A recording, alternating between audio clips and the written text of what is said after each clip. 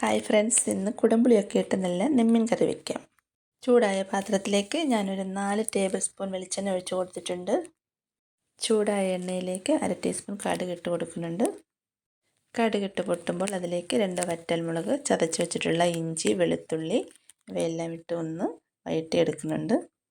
ഇഞ്ചി വെളുത്തുള്ളി ഒന്ന് വാടി വരുമ്പോഴേക്കും സവാള ഇട്ട് കൊടുക്കാം. സവാള ഒന്ന് സ്മൂത്തായി വരുമ്പോഴേക്കും അരിഞ്ഞു വെച്ചിട്ടുള്ള പച്ചമുളക്, ചുവന്നുള്ളി ചതച്ച് വെച്ചിരിക്കുന്നത് ഇട്ട് വഴറ്റി കൊടുക്കണം.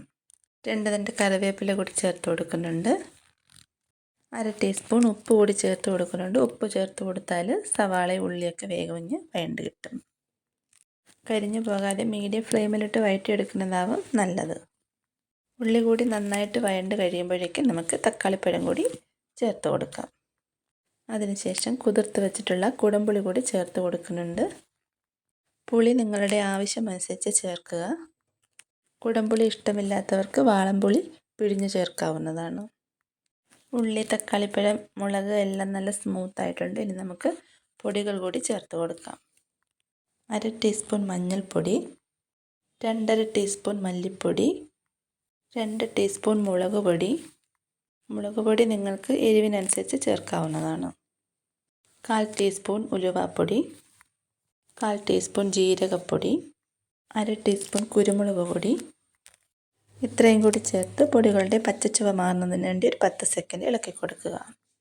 അതിനുശേഷം 1 കപ്പ് തേങ്ങയുടെ പാൽ കൂടി അതിലേക്ക് ചേർത്ത് കൊടുക്കുക. നിങ്ങളുടെ ഇഷ്ടമനുസരിച്ച് തേങ്ങ അരച്ചതോ തേങ്ങ വറുത്ത പൊടിയോ ചേർത്ത് കൊടുക്കാവുന്നതാണ്. തേങ്ങാപ്പാൽ തന്നെ വേണമെന്ന് നിർബന്ധമില്ല. ഗ്രേവി കൂടുതൽ വേണ്ടുന്നവർക്ക് തേങ്ങ വറുത്ത പൊടിയോ തേങ്ങ അരച്ചതോ ചേർക്കുന്നതാവും നല്ലത്.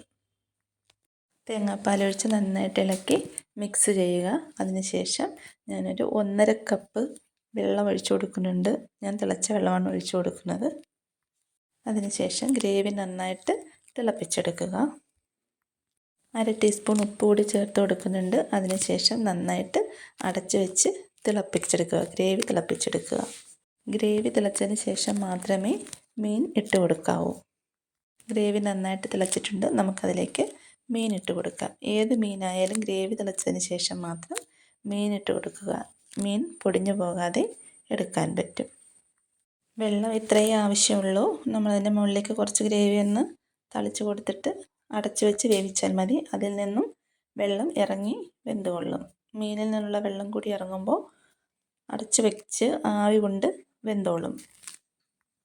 കറി തിളച്ച് കഴിഞ്ഞാൽ പിന്നെ ലോ ഫ്ലെയിമിലിട്ട് വേവിച്ചാൽ മതി.